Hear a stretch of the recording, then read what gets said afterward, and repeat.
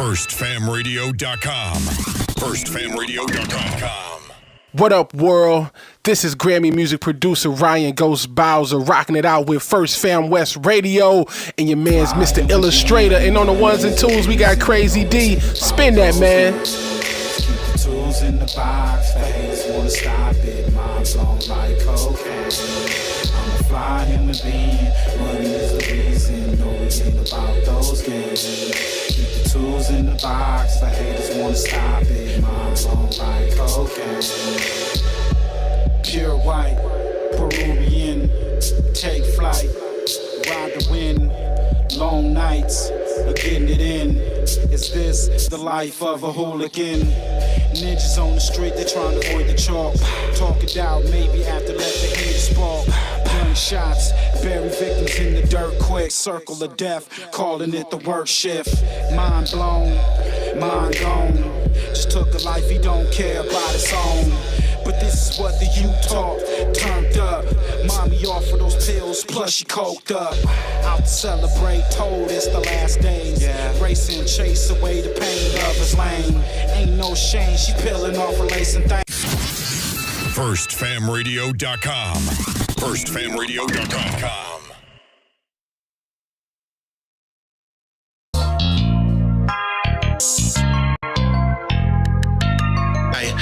My soul on this motherfucking beat.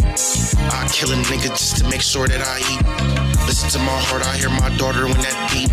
Talk to Moo, he hear that shade when I speak, yeah. Mama told me watch all the company you keep, yeah. Slide on the west and then we post up on the east, yeah. I'm on your neck, it ain't no motherfucker sleep, yeah.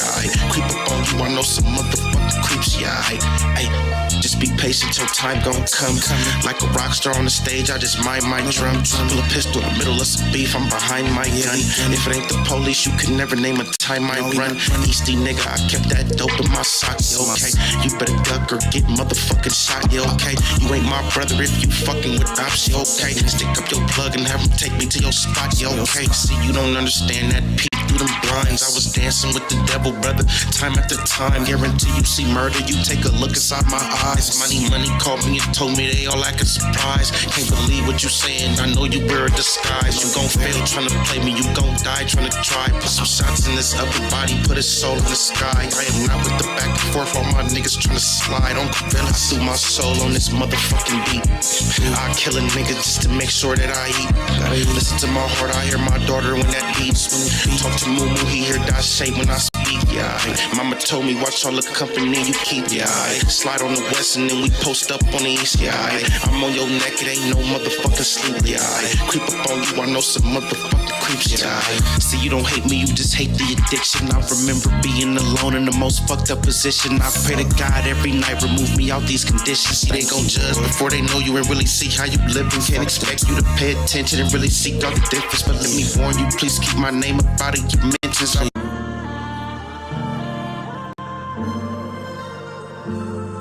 Yeah.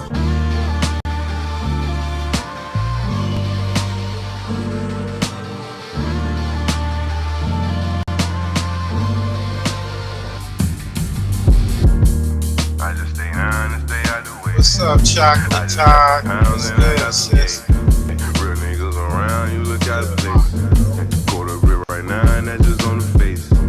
Sell it all right now, it all be gone today. Good customer service, we don't make them wait. We constantly serving, picking him a play. We constantly serving, picking him a play. But I just stay down and stay out the way. I just got some pounds and I got some yay. Real niggas around, you look out of place. Get a quarter bit right now, and that's just on the face. Sell it all right now, it all be done today. Good customer service, we don't make them wait. We constantly serving, picking him a play. We constantly serving, picking him a play. I come from the bottom, I say with a drink. Got a switcher like the Carter, he just wanna bang. I just want the paper, I don't wanna hang. That boy that met the world, now he's up to pain. I just met your girl, she left with a stranger. Soon we shot it up, she knew I was gangster. I don't take no threats or no ultimatums. If you talking shop, you talking my language. Cop sip, hit half liter of the raw. Big earner, but I used to be an underdog. Don't keep 100, that's why I don't fuck with y'all. You come try to strike, you gon' in life, I can't take another loss. Grinding all winter, and I don't take the summer off. Putting us to make a half brick, do a somersault. He's special, he just fuck around and run 100 up. Add it up, I'm a real nigga, just to sum it up. You can't be with me, little homie, you ain't done enough. Hey, Joey, can you throw me something? No, not at all. But if you cop folk, I might take 100 off. Sold his ass headbang and get some Tylenol. You get pulled when you leave here, then I am not involved. Put the bands around my neck to make it freeze up. If my grandma was here to see me, she say Jesus. She was busy see me with that money and she freed up. Miss me with that little boy Larry shit, I ain't no peon. Plug on the way, damn it took him an eon. For the price, I need something we can agree on. Put a brick in the crib across face. Fuck it up, tryna cook it, nigga, that's the old base. You push it always, hitting plays are always. Giving out quarters like motherfucking arcade. Listen to your pockets, nigga, fuck what your heart say. Yeah, I keep that fire on my fucking dark days. Me and my pistol will never part ways. Me and my pistol will never part ways. I just stay down and stay out the way. I just got some pounds and I got some Real niggas around, you look out of place. Quarter brick right now and that's just on the face. Sell it all right now, it all be gone today. Good customer service, yeah, we about to get started, man. We got one more banger, man. And after that, we about to get to it. It's the spill.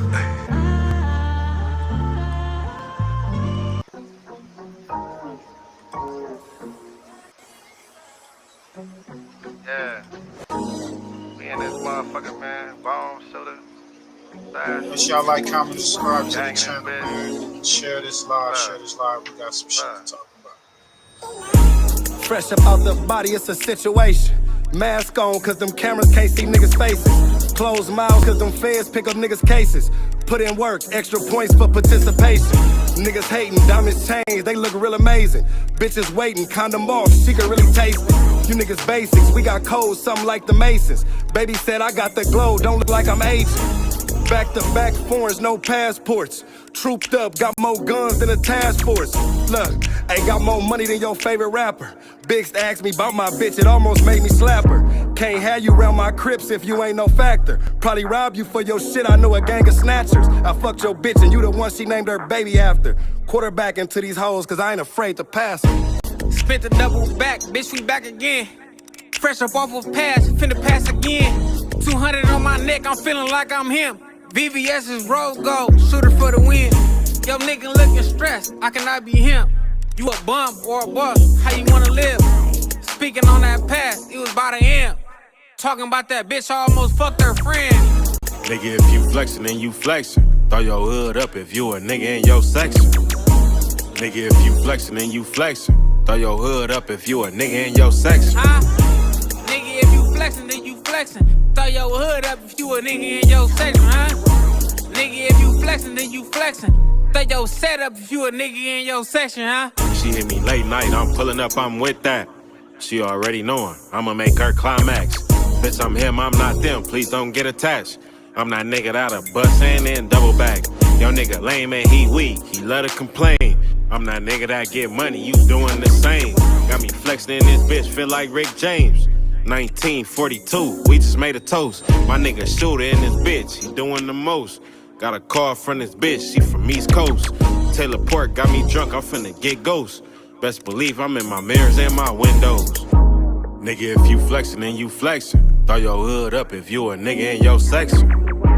Nigga, if you flexin', then you flexin'. Throw your hood up if you a nigga in your section. Nigga, if you flexin', then you flexin'. Throw your hood up if you a nigga in your section, Nigga, if you flexin', then you flexin'.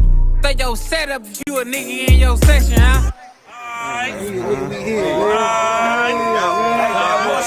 Shooter, Gotti, Bone, we out this motherfucking nigga. What the fuck going on, nigga? Yeah, what up? Let's get started, man. What's up, everybody, man? We got my boy Push in the building, man. What's up, Push? Yeah. Yeah, man. A little bit underwater. Doing some weight swimming in the end of the summer swimming. Sound like he underwater. Hey, what's up, y'all, man? What it do? What it do? We get into it. We got some content to go over.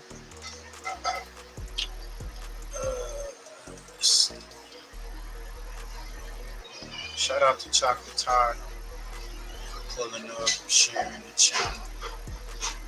Yeah, it's been a while since I've been going live. You know, take care of home life, take care of business and shit. You got other things besides YouTube and shit. But yeah, man, this shit just pulled up. Shout out to Art of Dialogue. We got some Suge Knight, and we got some Wind Up Melly. His friend says he admitted and got rid of the murder, but that's crazy, right? Then you got rap news and street politics just dropped the Crip report card, and it's looking like your boy Seti Nash didn't get a favorable grade, and Brian Blake speaking on that.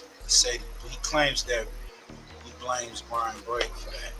We don't get into that. Then we got Pete Lee Roscoe calling out Seti Nash for attempting to break down his paperwork. This shit wild, bro. We got some little bit of comedy. We got Woody asking Wax Dad about snitching. No jumping. Matter of fact, let's start off with that. Oh, can't forget, this is a little bit, it's probably about a week ago. Salute to Political Street Views. Shout out to ODM Slim. We got ODM Slim going against Rich Grinder. That's what it says, Rich Grinder. The receipts don't lie. That what is it? Grinder app debacle that happened a few months back. Yeah, that shit was some real shit, according to this shit. We'll get into that. Let's get to this. Raised me, Coin. Right. The city that you knew before me, and the city that you saw it turned into with me, a gang war zone. Mm-hmm. Right? Now, you had two sons caught up in the gang violence. Your oldest son was pretty much a hustler. Yeah. Right? Mm-hmm. You had two sons caught in gang violence. Now, what did people used to come tell you when I was running those streets, when it was those streets? Well, they used to tell me stuff I didn't know. You can speak freely. I'm speaking freely. I said stuff I didn't know. I mean, nothing really surprised me because when his mother got pregnant with him, when she said she was pregnant, I named him right there. What? No, I didn't name him. I don't even call him that. Cash. What's call him? Call him Cash. Oh, your real name Cash? That's my real name. Cash Jones. So where you get wet from? It's Cash McElroy Jones. You gotta remember. You think that's funny? You gotta remember. Elroy. Yeah, I know. No, nobody knows. But let me tell you. These kids don't even know about Elroy from the Jetsons. No. Hold it, listen. That's what because everything I did was for a reason. Mm-hmm. Build a website you love with Wix. For your words, Jones is his last name. That was our name, Jones, right? McElroy is my mother's maiden name. So Jones and McElroy breeding together created me. Now it ain't so funny, is it? But anyway. So listen. But anyway, listen. But anyway, during that time, I'm young, I'm hustling, and I'm hustling real good. I had Pacoima. But I wasn't nothing but a little weed hustler. I didn't do nothing but... Yeah, weed was big back then. I didn't do nothing. They tried to get this nigga 10 years in Angola swamps, all that weed he had. I was selling in Pacoima. I was selling 30 kilos every morning and every evening. Whoa. In the 70s? Yeah, in the 70s. That's a whole lot of weed in the 70s. That's a lot of weed. Yeah. Ain't nothing legal. What were you doing with all the money? Huh? What were you doing with all the money? Living off of it. I didn't know too much about investments and stuff like that, but we lived off of it. And originally I was a car salesman. Okay. What do you have at car salesman? A bunch of Cubans, Colombians, and Mexicans. And of course, they would love to get into that neighborhood, right? but they need somebody they can trust. No, they have Roberto. I figured out the gardener was more than the gardener. So my thing to you, Pops, right? Did they tell you your son was getting bullied or getting told what to do? Or what was the report? Because everybody knew you because it was your streets before it was mine. What was the temperature of your son back when I ran the streets? They said, man, that baby boy of yours is something else. He trying to live up to your name. Huh? Hell He trying to live up to your name. He wasn't living up to my name because you see, my I'm saying name. that's what most sons do. No, he was a hustler. My name was quiet. I don't believe in being all out there because I tell people how not to get caught. How not to get caught is simple. Stay scared. Let me ask you a question right there. And stay scared. This a real question I want to ask. Okay, I'm gonna try to give you a real answer. You got no choice. No disrespect when I say that. I always have a choice. No, what I'm saying is this for the millions of people that's out there curious about snitching. Snitching? Yes. My thing is. What do you mean snitching? So I'm gonna give you a real scenario. I'm gonna give you a real scenario question. Listen, check me out. No, because you got different type of people. Everybody want to know. You know that's my pops, right? Hey, everybody want to know what's. Hold on, no. Everybody want to know what's snitching, right? And let's just be real. Let's just put it on table. Then I just say stay scared, stay quiet. No, but just for the things You could have used that advice. Yep. But you know me, I stay quiet. I'm free with y'all. No, you didn't. I'm here with y'all. Despite what y'all think, I'm here with y'all right now. You did what you had to do to stay. I did what the smart man would have done, and that's what I did. If I would have continued to be stupid, we all would have been in jail for the rest of our life. Somebody had to take the sacrifice. Somebody had to be the brain. Everybody ain't got the mind, because if I was stupid, guess what? You nominated Jesus. We would have been in prison. So I prayed and asked God to deliver us through that, and I trust in the process to follow the Lord too. Okay, so what's the question? That was for what? So the Lord told you to snitch. I didn't snitch. You told. I didn't tell. Booty, you told. Ain't nobody in prison. No, that don't mean niggas. That mean everything, my nigga. You know how many niggas sitting in jail? Listen, you know how many niggas sitting in jail wishing they had somebody like me get on the stand. Dude and sat in prison 2.5 years behind things you said. Ain't no niggas talking, man. What are these niggas talking about me? He did. Who? Thug sat there 2.5 years. What? How you think the police got on me? He told on you. Yeah, I ain't say that. Commandment 1. No. If he snitch on you, you can snitch on him back. Oh shit! Y'all hear that? You hear that goofy shit? So I guess Woody was trying to get the background earlier. Y'all gonna check out the rest of that. He was trying to get his say so. Wax Pops to say so. What do you think about rapping? You know, his son is like the biggest informants. Got Shug, man. Shug speaking on this whole situation. Suge Knight finally admits KPD told him they killed an unalive Tupac and revealed never before told information. We ain't gonna play this whole thing, but shout out to Art of Dialogue. Y'all go check this out. It's an eye opener. If y'all don't know by now, check it out. You know what I'm saying? Suge is dropping a lot of tea. The truth out there. Me personally, if it wasn't already out there, I wouldn't have no comment on it. But since it's there, I'll tell you this. When I first paroled back in the day, I used to keep a box at the Staples Center. So I'm at the Laker game, fucking with a bitch here and there, got some bitches with me. I step out for a little fresh air. I see Keefy D. Keefy D was spooked. First thing he told me was they didn't have nothing to do with the killing of my homie Buncher. I responded to Keefy D and said, shit, if I thought that, I'd be on you already. He said, but I'm going to give you something that's real true, and I really want to tell you because we've been knowing each other, since we was kids. So Keefy D was like, look, I need the money. Puffy and them supposed to give me $1 million. They gave us most of the money, or half of the money, and that's how everything unraveled for is what happened in Vegas. At that time, I'm on parole. I look to the left, look to the right. The whole place is packed. Shug saying he knew about the $1 million hit bounty or whatnot. On him and Tupac. This is back then, because he talking about when he was on parole for folk. So I'm like, I had to go take the piss. Let's have this conversation in the restroom.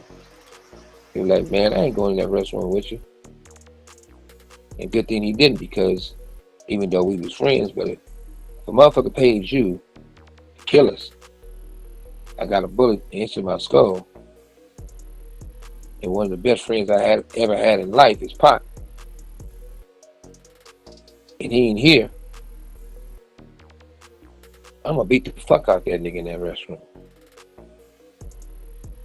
You know, my blood was boiling. Somebody used to always say. But at the same time, I am an intelligent, wise man and a businessman. Since I can't do nothing to him, I might as well get him to answer some questions. So I doubled back on him and said, what you mean? He said, well, look, Puffy used to come to the hood. He said, you can ask James. You know, him and James always been good friends. You know, James is the one who went through some things and been tampered with. But it's not about James getting tampered with. It's about the conversation Keefy D told me that what he told James. Guess they baby mamas was best friends. So Rat James, Keefy D said he told Rat James that, look, it's big money in this. Only thing Puffy want to do is pay $1 million to have both of them killed. Listen, if you've been in a car accident, don't call an attorney. Use this AI app instead. That's what I did, and that's how I got this $140,000. He told me that. He said it was, according to him now, he said it was security that accepted money, participated in it, and it was so-called homies. So he laid it out to me in a way that he's spilling his guts to me, saying it wasn't just him, it wasn't just Puffy. He named names, he named people. And usually when people name names the way he was naming names, I believe him, because he wasn't talking just to be talking. I felt he was also coming straight, because there was a big war behind that. A war that they lost. And I think it was a war that destroyed their neighborhood. So that's being said, I know what I know being there. I know what I know later on when people told lies or never told me the truth. I know that later on when I found out certain people was suspect in assassination of Tupac, an attempted assassination on me. I know from conversations that if somebody was a suspect, one of the first things they should have did was told me. I know what Frank told me. I know what I had to go through to basically have the homies find Frank and pretty much kidnap Frank. I wouldn't use the word kidnap, but made Frank drive back to my house in Louisville just to have a conversation with me. I know that Frank also told me that the reason why he wasn't asking his phone or walkie-talkie is because the head of security told him don't, and if he come back to the house, something's gonna happen to him. Beat up. He's saying that Frank Alexander, rest in peace Frank Alexander, he said that he didn't pull up and let him know, let Shug know, because Reggie White told him not to, threaten him with harm, bodily harm, and his life. This was back then. If you look at the videos where Frank was speaking on the incident, you can tell he was nervous, he was scared, you know, and he's been threatened and all that. So, They killed. So he said that's why he was avoiding us. I know when I talked to Frank, I was aggressive to get the truth. I know when I asked Frank why he didn't carry his gun. I asked Frank why he didn't tell us that he wasn't carrying his gun. I asked Frank, even you carrying your gun for your own protection, you definitely would need your firearm if you're doing security for Pac. And I know that Puffy got to be one nervous motherfucker right now. And it looks like it's going to be the trial of the century. In real time, did you know that it was a hit on you and Pop? Did anybody tell you anything?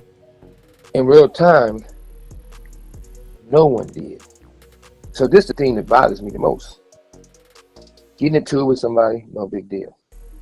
Having enemies, no big deal. Going to war, no big deal. Getting shot, we all know what we signed up for. But it's a problem when if you're doing security, you off duty, and you're getting paid to protect my artists, do your best to protect my artists. If you're getting paid to do security, which you was, and if it's true that the police tell you that these off-duty police officers who are doing security can't carry their firearms, it should have been brought to the owner of death row, which is me. And I always say that because I could have talked to the mayor, I could have talked to David Chasnow, Ashley Goodman, with Rex Bell, who runs Vegas. Or I could have said, recommend some guys with a CCW can carry a gun to do security for Tupac. But no one never told me. I never found about none of this stuff until now while I'm in prison. Nobody never told me that they made those calls until I seen the indictment. I think it was page 69 or whatever when they said that. The thing that bothered me the most is when certain people supposed to be friends of mine and Tupac participated for the other side. It's not surprising if you read the Bible, Judas took 30 pieces of silver to portray Jesus. Even though we came up with the idea and Pac did an album and he was like Jesus, talking about himself, but neither one of us is Jesus or God. Now, if they can do that to Jesus, we're just a man. But it was the fact that it happened. The worst part about it is that when the receipts came back that Snoopy participated, when the receipts came back that Brad James knew this firsthand but never told none of us. I found out something crazy too. When I was in the county jail, I don't know, it was a lawyer, the black lawyer. Talked like, his name would come to me, but he talks like with overbite. Throw it, we'll call him for his mama. Oh yeah, Trump, that dude.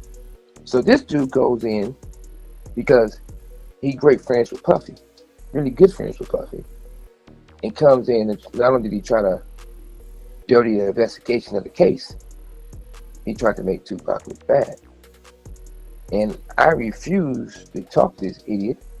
He was about to interview a lawyer, this crackhead lawyer who turned out to be working for the police by the guy name was Thaddeus Culpepper. Since they was frat brothers, he gonna interview him, that he didn't know me or Tupac. He just met me in 2015, 16. So he didn't know us in the 90s. But since they were two frat brothers, they talked. And it bothered me to the point where he even interviewed. This week, we're hosting a free trading and investing workshop right here in Woodland Hills. Inside this...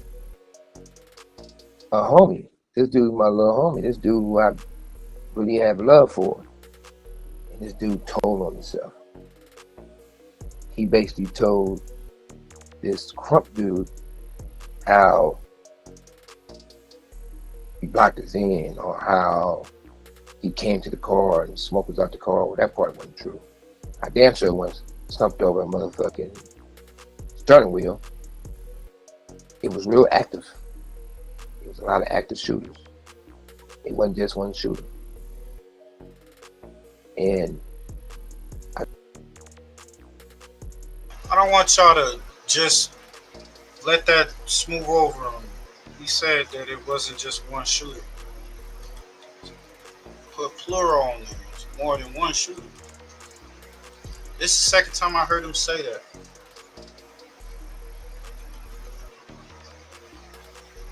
He blocked us in, or how he came to the car and smoke was out the car. Well, that part wasn't true. I damn sure once jumped over a motherfucking steering wheel. It was real active. There was a lot of active shooting. It wasn't just one shooter. A lot of active shooters, y'all. You hear that push? A lot of active shooters. It wasn't just one shooter. It's crazy. So now Chug is coming out and saying that it was more than one shooter. I don't make sense with Keefy coming to him though. Letting them know that that was him. They knew each other, so I don't know. Take this for a grain of salt. You can take it that he's gonna mix some truth with lies. He's just probably, okay, this is what I was told, this is what I heard, this is what happened. You know, he speaks on a lot of shit, so we'll see. And I got shot in the head. So I grabbed Tupac and pulled him down. I was on top of him. He wasn't on top of me. But when we got ready to get ourselves together and did what we was going to deal with, it was more active shooting. But everybody did this for show and tell. Everybody told their stories for small change. Every person told these stories who never met Tupac and really been Tupac and really didn't know me. Everybody talk about Pac and myself, and most of these people who pound on their chest like they know everything, saying their name is not important because what they talking about is not important because they're not important. But they tell a story and they never met Pac in their whole life. They wasn't there. Then they come around to Death Row in 2001. Pac was already moved on. But at the same time, when you put all these pieces together, Paper Trail is so deep because you'll see these group of people still cool with this group of people. You see this group of people really work with this group of people. And anytime you take a lieutenant in the sheriff's department to change the whole investigation up and control of the whole investigation, you will never get the truth. But they use that incident of me losing my best friend, me losing almost my life, me getting sent to prison because of that, to bring down my life. I've been through a lot, but I know this. If God gives you a crown, man can't remove it. I know this. Tupac died, but still living. I know the bottom feeders, guppies as you should call them, did not die, but they never started living. Still today, they can't get noticed that they speak about Tupac and myself. That's a curse. I'm quite sure their karma is so deep that most people lost everything. They lost their self-dignity. They lost their respect. They lost their ugly ass bitch. Their kids became something that they never wanted them to be. They went from being a boy to a girl. Another shot at Watt, saying his son turned into a gay dude. That's crazy. You know, Shug gonna always throw those darts. You know what I'm saying? He gonna give you a story. He gonna tell you what's up, and he gonna throw his little darts and shit. So. Some of them can't even wipe their own ass. I think most people who cross us that day suffer every day. They probably wake up every morning and say, Lord, today will be a good day to die. It was an attorney that I helped out, paid for his children's college, paid for everything that who he is today, and there's a life he did because of me being Tupac. And all these years, I never knew he participated in the assassination of both of us. What's so sad about that, Tupac fired his attorney. He fired another person.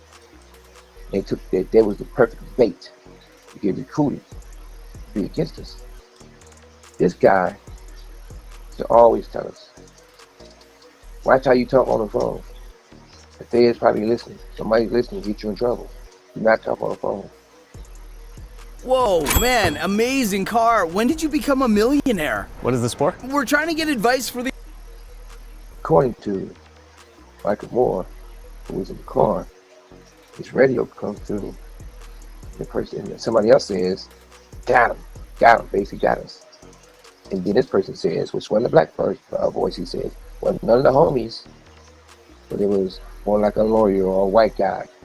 It says, don't talk on the radio, get off the air. Me, I jokingly joked about it when I found about this conversation at this prison where I'm at. And I talked to this lawyer, I said, hey, they said a lawyer type of guy said that. That's something you would say.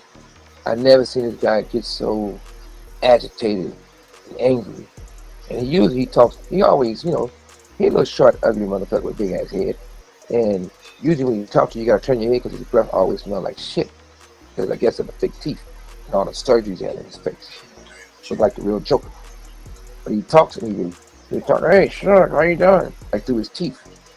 This particular time, when I was joking saying that, he said, don't stop me! How come you probably say that? He got so excited like he was about to die. He said, I never. They're serious.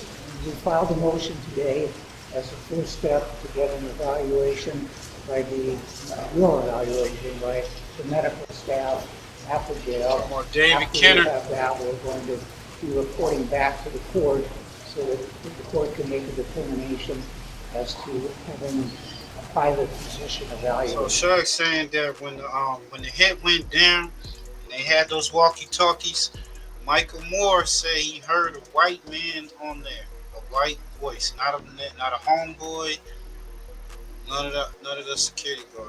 He heard a white man say, "Did we get him? Got him?" To that point, something to that effect. And Shug goes into when he confronts David Kenner about it. David Kenner blows up and said, I ain't never had a walkie-talkie like, you know, but that turns out to be a lie. Are the blood clots potentially life-threatening? Is that what we're talking about? I can only answer you this way. Blood clots are always potentially life-threatening. Wherever they may be, they're not always life-threatening, and people live with them for years. But if they break away from where they are and get to the heart, you're dead. Should he have stayed in the hospital? Was it appropriate that he was returned back to jail? Our position is that he should have not been returned back to the jail at that point. Said that. He got so angry and frustrated about it, he made himself look guilty. So one day, he sent my boxes away and another bigger person had them. And it was a blessing in disguise. Like somebody from up top sent it to me. They said, hey, I'm going through this stuff and I see this old school phone or something. I said, what old school phone? It's something. I said, what, like a walkie-talkie radio? I said, you know what? I don't want you stepping into something you don't have no business stepping into. It might be real critical, you know. It sounds like a serious situation. I know. I felt it. I felt it. So I said, take a picture of it and send it to my tablet. When they sent it to my tablet, I went from angry to concerned to saying, I know why this motherfucker don't want me out of prison. Because it's going to be trouble. So I doubled down and called him back. Say, thought you said you never had a radio, you never had a walkie-talkie. But I found your radio, I found your motherfucking walkie-talkie. You hid it in my legal work. Idiot. He didn't want to represent me anymore. He didn't want to talk to me anymore. He went to the state bar to get them on me, and I haven't did nothing wrong. Say he cannot represent me. Communication would never be the same. All because he got caught with his motherfucking hand in the cookie jar. So you tell me, it seems like Pocket's coming from the dead and laying all the facts out himself. You tell me, this gonna be the trial of the century. I mean, you gotta remember one thing. I remind you guys of something. Ray J, well, I'm not gonna even say names. This artist went to this other guy, supposed to be his manager or whatever he's supposed to be. And he put in his head. Not Corey from the South Side, Corey from New York. Said, hey, Puffy, got to get this resolved. KPD is threatening to run his mouth. But I don't know why it's a big deal. KPD been running his mouth. And don't nobody do anything to get him out. He got a lot to talk about. All of a sudden, another guy goes to bail KPD out. Are you researching dental implants? There's a lot of dental offices that'll talk about doing their teeth. The excuses was, oh, I want to do a documentary on him. Oh, we want him out because we want to do maybe even a movie on him. Don't be stupid, stupid. The motherfucker already did a book. PPD. If you want to do a doc, anything he had to say, he said it already in the book. So you don't need him. You already have the book. The real reason why they wanted him out is because they didn't want him running his mouth. Then, the lawyers tried to bully me. Now, I know I said this before, but hey, they really tried to bully the bully. I ain't going for that shit. They tell me, hey, we know you don't like the county jail, but if you don't give a declaration saying he wasn't there, we bring you down to Las Vegas County Jail and fuck up your program. And you know, then they double down. They double down to the point where they offered me $1 million. Then what makes the facts so factual, because you'll take Rat James to bring on your show. Why?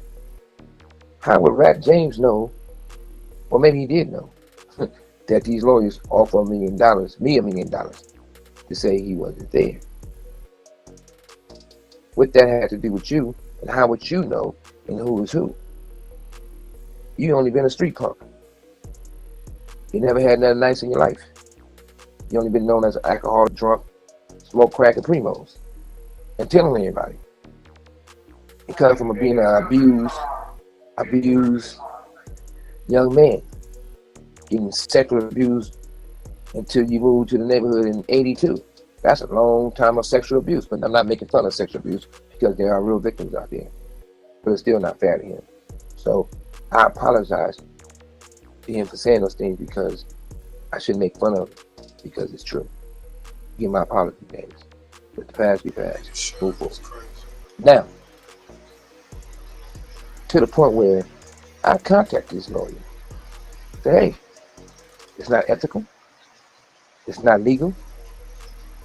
But you fucking with the wrong one if you think for us to change. I don't give a fuck how much the money is, that I will betray Tupac. My loyalty can never be compromised. Always the same. I believe what I believe in, I stand up what I stand up for. But back to all the circle of the situations. So that wasn't true, but I'm telling KPD out for that. Why would Corey personally give money to KPD's son? Why would the lawyer be meeting with KPD's son? After I told that lawyer, 702 lawyer, and got on the situation, and he knew I was reaching out to him, he got off the case. Why would someone who has nothing to do or didn't know Keefe D at the time, never met Tupac, never met myself, they're gonna pay for Keefe D's lawyer?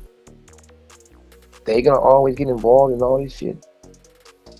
Why is everybody behind the scenes trying to pay for this? Me personally, I put Puffy in my prayers. And you guys might think it's jokingly, but boy, if you allow those motherfuckers to do what they do, you're gonna be in trouble. Because at the end of the day, hopefully, if I was him, I'd rather tell the judge, you know what, let me go and get this 5 out the way. Let me get this 10 piece out the way. By then, KBD trying to be over it and you'll be forgotten. But if you walk away scot-free, KBD, the rest of those guys, gonna turn on you. Yo, we're gonna stop it right there, man. Y'all can go check out that. That's the Art of Dialogue. SUGE is admitting to some things, you know, or speaking on some things, and things that was wrapped around the underlying the Tupac, the backstabbing, the betrayal between these people that work for him. You hear all types of rumors. The rumors I've heard, Pac ended up firing his lawyer. He fired Reggie White, and Reggie White in return told his guards not to grab no guns, not to be armed. Here's SUGE, he didn't know about it until after the fact, saying that, why they didn't let him know about this, because he could have did something to stop that. You got the walkie-talkie situation. He goes into Snoop having one. Warren G pretty much told on Snoop, but didn't know he was telling on Snoop about the whole situation, about the walkie-talkie and all that type of shit. All that, so he connects a lot of different pieces together. I don't know. This trial is coming up. I don't know what you think, Push. You think they gonna just throw your boy Keefe D under the bus totally for this murder, or he gonna get off for lack of evidence? Because a lot of this stuff is he say, she say. There's none on document paperwork or whatever. I know certain things like, okay, Reggie did admit that he didn't have his people wear no guns, have no guns on him and shit like that. So some of those pieces do connect, but man, we'll see. Bro, they gonna let it fall on Reggie. That's what they trying to point it at, Reggie. Reggie admitted a lot of stuff. It's like they want it to end. They don't really care about who did it. Yeah. That's what it's looking like. And he's saying, which I think too, he's saying Puffy should just go on and take that nickel, take that 10 and be done with it, because, they're going to keep coming for him. They're going to keep coming at him. I mean, it's a wrap. They, all the powerful black moguls that that nigga Puffy need to take his short time and get the fuck out of America, nigga.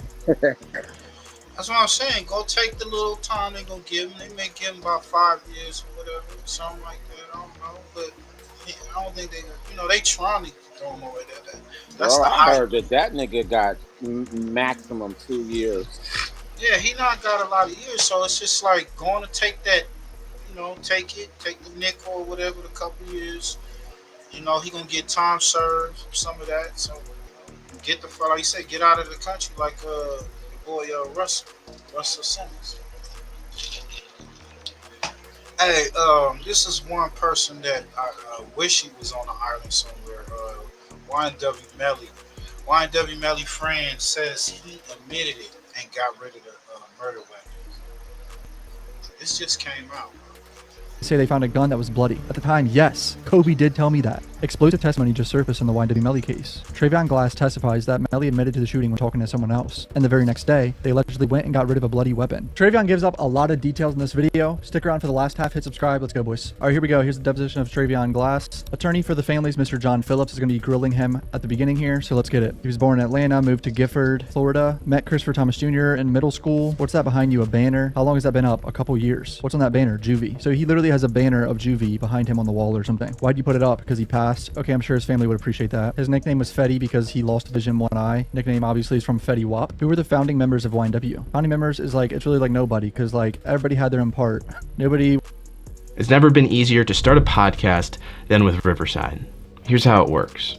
First, go to Riverside. Who was the boss? Nobody was bigger than nobody at the time. It was just people was rapping. How did that change? It did what everybody expected. Somebody got noticed. It went from like he got a buzz and ended up being another charge. When Melly got out, they shot the video Youngins. I'm not sure which charge they're talking about. I think Melly did get arrested for drugs at some point, so maybe it's that. What was Army Gang? Army Gang was just like YNW. It was just like there were more people that was around before we met YNW people. It was like the same thing. Another rap group. Was Melly part of Army Gang? No, Melly wasn't around then. Was Juvie part of Army Gang? Yeah. Were you part of Army Gang? Yeah. Who else? It was a lot of people. Did you ever notice Jamel Demons have a different kind of personalities? No, not to my best knowledge. Were you aware that there was a recording of Dontavius Withers where he was recording talking to some of Sack's family? No, okay? There's a discussion in that recording about Jamie King having some sort of relationship with Cortez Ash. So I found a Cortez Ash on SoundCloud and he reposted a bunch of YNW shit, so I'm guessing this is him, whoever they're talking about. But I don't recognize this name right now. I was kind of aware, I don't know what they was doing. This is Cash Motivated, a rapper who I think is Cortez Ash, right? I mean, it looks like the person I just showed you guys. John Phillips asked about the Cash Motivated medallion Melly wore. Do you know how he got that? I'm pretty sure they shot a video or something, or I think that was around the time when Melly was out of his gram or something, and that's when he had like a photo shoot or something. Cash was probably around, yeah. Okay, so I was right, Cash. How long did he wear the Cash Motivated medallion? Probably from the time of that picture in the video shoot. Did you hear about some sort of fight that they had and one with NBA Youngboy or somebody? Yeah, I heard about it. What did you hear? I just heard there was a fight. They didn't really talk about it. Morning hours of October 26th, so 2 days before the murder. Was there anybody that you were aware of that specifically wanted Melly dead? No. What about Juvie? No. Sack? No. Cortland? No. June 11th, 2018, Jamel and his mother seek trademark protection of the YNW World brand or logo. Were you aware of that? So they told him, did you hear in the hood or whatever around your way that they was trying to kill these dudes as individuals? Anybody, coming from them? He said he ain't hear none of that. That's all alleged. It's all alleged. Because you didn't hear it. You know what I'm saying? I don't know how that, but yeah, okay. He said, I hear it. Did it with Cash. It says, as principal, Jamel Demons is vice president, Jimmy King, they're seeking trademark protection. It looks like of this gold and block logo. He didn't know about it. Was there some sort of board meeting where you elected Jamie King as vice president? No. So remember, that's part of the lawsuit is that they profited off these murders and everything. And there was a whole conspiracy to get rid of Juvie and Sack to profit off of it and steal the YNW brand. Do you know if Juvie assigned his rights to YNW over Jamel at any point? No. Did you? No. So now he's showing him pictures of them in the studio the night of the murder before they left. What happened to the files that night? Files as in music? Yeah. I believe they made a few songs. I think Juvie made a song and Sack made a song, but I'm not sure what happened to it. I'm not sure. Do you know if they ever got them? They probably did if they got it sent to the email. Juvie and Sack were killed hours after this photo was taken, correct? Yes. For the channel, please hit subscribe. I appreciate the support. Back to the video, boys. Do you know what happened to the tracks they laid down that night, if any? Everybody just stormed out. I'm not sure if they told him to send it or if they just sent it on his own. Who went to the studio? Melly, Sack, Bortland, Tay, AD, and Kobe. So 8 people, yeah. Who drove there in the red car? Me, Tay, Kobe, and AD. Who drove in the dark Jeep? Bortland, Sack, Juvie, and Melly. He said the same thing in the criminal trial, that Melly was in the Jeep leaving the studio, which he's on camera doing. But what was the plan for the night? I think we're having a 12-hour session booked. Do you know who paid for it? No. Everybody's supposed to record. Everybody that was a rapper. I think Sack and Juvie. I think Melly did a little bit. I'm not sure. Do you record? No. What were you doing? I was just sitting behind the 808 just observing. Learning? Yeah. What was everybody else doing? Smoking and drinking. We was drinking Hennessy, drinking lean. What's that? Cough syrup. So you didn't make it 12 hours. Why not? They came to a conclusion to leave because people was sleeping. And what was said or done? What happened? I believe Sack was making a song at the time, so he was in the booth. And when he came out, he just was like upset and he kind of woke everybody up that was sleeping, kind of shook them up, got them up, and said his words, and everybody stormed out. Why y'all sleeping in here? We could have slept at the house. We got a 12-hour session. We're supposed to be making music. Other than that, he just stormed out. Okay, was there some sort of water thrown around or something? I've seen stories about that. Do you recall? I think that's what he did to get him up at first. Poured a little water on him. Okay, jeez. What if Sock Chaser poured some water on Melly? And Melly got annoyed by that. Zach does that every morning. Like the days I was there, that's how he wakes him up. 6, 7 o'clock in the morning. Zach would throw water on you. Who got in the car? Melly, Zach, Juvie, and Bortland got. And Jeep, Mite, AD, and Kobe got in the red car. You're 100% sure on that? Yes. Did that ever change? No. You're 100% sure on that? Yes. When did you first find out something had happened? It's probably like early morning. I was getting a lot of phone calls. I was told they got in a shootout. I wasn't even told somebody was dead. I was just told it was Juvie and people shot and I need to get to the hospital. Have you ever met Frederick Givens or Fredo Bang before October 26th? No. How'd you meet him? I met him in the morning of finding out Juvie passed. How'd you come out to be in the presence of Fredo Bang? Drew was telling me everybody else was and telling me at the Fredo Bang house and drove me there. Who was there? Melly was there, Kobe was there, and that's about it, I think. And then Track. Was Melly wearing the same clothes he had the night before? No. So bro switched clothes, because remember, the state's theory is that whoever did this got blood all over them. Did you ever see Melly go back to YNW, the house, after you recorded? We all went to Fredo Bang, so after you say we recorded? No. Did you know how Melly got from, I guess, New Era to Fredo Bang's house? At the time, I didn't know. Okay, do you now? I believe in the first trial, he had texted him a ping to come get him. He texted Fredo Bang to come pick him up. He had to tell Juvie's mom that he was dead. Did you Facebook DM Melly after this happened? Yeah. I didn't really know what happened, just was hearing they got in a drive-by, and that's when, like, Evan started to come out, and Chris's family started to ask questions. Evan started pointing to Melly, so I was just trying to make sense of the whole situation. Jesus, bro. Did you know there was surveillance outside the club? Oh, I did, because there's like a big TV in there showing you. It's cameras everywhere. Fall is here and we're all extremely busy at either work or school. Good thing EndaCloud ships a vacation straight to your home. EndaCloud makes federally fans would really be interested in this plus free shipping. That's IN, and everybody around me was saying how. Take their quick survey when you order to support. Who's that? That's Melly. Where does Melly get in? He get behind the driver's seat. Did you ever see Melly get in the red car? No. Did you ever see him in the red car later on? No. I believe I was back in Gifford at the time and everybody around me was saying how Juvie died. At the time I didn't know. And it was like, bro, whatever bro said, that ain't what happened. They just tell me like to get answers from him because he was in the car. So at this point, people in Gifford, I think Juvie's family are like, they think Melly did it. Is that what you're trying to do? Yeah. Did Melly admit that he did it? Not to me. Are you aware if he admitted that he did it to somebody else? Yeah. Who did Jamel Dimmons admit this to? To the homicide. I'm not sure. I know he texted somebody and said he did. I don't remember. Move to strike, a speculation. I'm gonna strike it. Holy shit. He could be thinking about the whole message where Melly said, I did that shit, shush or whatever on Snapchat, right? Which I think ended up being out of context. There's a message on that account to Mr. Henry from October 28, 2018 that says, telling Kobe and Fetty acting like hoes. Do you remember giving a statement to Detective Moretti in this case? Yeah. Do you recall Sack laying down any sort of diss track or threat in a rap lyric that night? No. Do you recall any stop of the red car to let somebody in? No. At Fredo Bang's house, everybody was saying that it was a drive-by shooting. Who said that? Melly. Who? Melly. Okay. He was telling me Juvie died in his arms. Playing on iPhone? Now you can play Unlocked with Google Play Games on PC. Whoa. Holy shit. I don't remember knowing that detail. Okay, where did he give any details about where the drive-by? How did it happen? No. At the time, they was just like, somebody started shooting at them and they was trying to keep driving. Portland trying to explain how he was trying to keep driving while being shot at, but it was all a lie. Holy shit. How do you find out it was a lie? Because they phone records placed them, stopped at a place for a certain amount of time. Okay, like staged? Staged. Thank you. Jesus. Straight behind glass. Some people would say this is snitching, right? But he's saying it's the truth. This is what he's saying happened. He doesn't want to get caught lying under oath. When did everybody leave? From Fredo's? I was sitting on the back of the pool, probably looking like 30 minutes. And then somebody else came. They came with another car. It was Track, Melly, Bortland, and Kobe. They left, and Fredo Bang left too. And they left me in the back. They left me in the backyard of Fredo Bang house by the pool. So I was there for like probably another 30 minutes to an hour. What did they do? So this is the morning after the murder? Did they say where they went? They said they was going to get the guns. What guns? Obviously the murder weapon is what he's hinting at here. They said they had to throw the guns because I know they was riding with guns, and they said they got in a shootout. They said they ain't shooting back, so they had to throw the guns so the police won't get them. They had to go back and get the guns. That's all I was thinking in my head. So y'all had to throw the guns. I understand the police is around. Did somebody at any point, did they say they found a gun that was bloody? At the time, yes. Kobe did tell me that. Kobe told me that. Like he whispered to me, but I'm still like gaining my thoughts at the time. Holy shit. This is fucking wild. This is literally one of Melly's friends and Juvie's friends saying this. What motivation would he have to lie like this? You know what I mean? The guns that they were looking for, did either Bortland or Melly indicate they shot back? To the best of my knowledge, no. Has anybody since October 26, 2018 identified who was in the drive-by? No. Has anybody put up a bounty to find the people that did the drive-by? No. Has anybody retaliated against anybody that you're aware of that was involved in the drive-by? No. What he's pointing out here is usually in this type of situation, Melly would be trying to retaliate, is what he's saying, when no one was trying to retaliate. Who was in the car at the gate? Me, AD, Kobe, and Tay. Not Melly, no. At one point when they were going home, did the Jeep go in a different direction? Objection to form, he testified they were following each other. I don't recall. Y'all passed the McDonald's at 3:46 and got to the gate at 3:50. The Jeep that matches the description passes a school up here. Were you aware of whether Jamie picked up garbage at the YNW house or at Fredo's house at some point? Whoa. Is he hinting that she was getting rid of evidence, obviously? Maybe his clothes or something? No, not that I know of. Did Mr. Williams and Miss King have a back and forth on social media? Text messages where there was some animosity? I believe so. It was just like Melly felt his mama was controlling him, and I guess Sack agreed on that, and it just went from there. There actually is evidence of Sack Chaser and Melly's mom having some sort of beef going on at some point, and he's pretty much confirming that. Do you know of any incident where one of the YNW crew got the record company locked out of an account or social media account or anything like that? The only thing I can think of really is that around the time of Juvie passing, I had his account on my phone. I'm the only one who knew the password. And I remember, I think it was Juvie's auntie and Melly Melly's mom. They called some type of detective to get his account disabled because I wouldn't give the password to them. Before Juvie passed or after? After. What? Melly's mom and Juvie's aunt disabled his Instagram account after he died? Why would they want to do that? Hiding messages. Hey, y'all can go there, man. That's Club Boys. He's been real close to this YNW Melly case. He did the YSL too. I don't know, man. It's looking kind of crazy when it comes to this YNW Melly situation. And yeah, he did ask a question like, there was no retaliation. Somebody shot up your car, got two of your homies. What was the get back?